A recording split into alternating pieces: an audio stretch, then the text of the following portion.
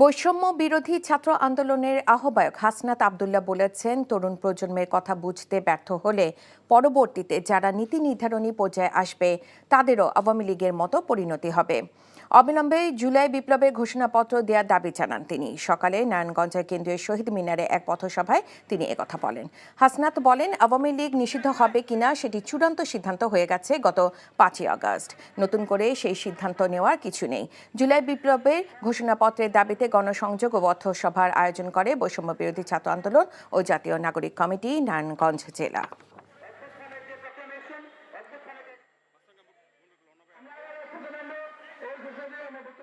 আপনারা যদি এই তরুণ প্রজন্মর কথা আপনারা বুঝতে ব্যর্থ হন, আওয়ামী লীগের যে পরিণত হয়েছে, পরবর্তীতে যারাই নীতি নির্ধারণের পর্যায়ে আসবে, এই তরুণ প্রজন্মের ভাষা যদি আপনারা বুঝতে ব্যর্থ হন, তাহলে আওয়ামী লীগের পরিণতির মতোই আপনাদের পরিণতি হবে।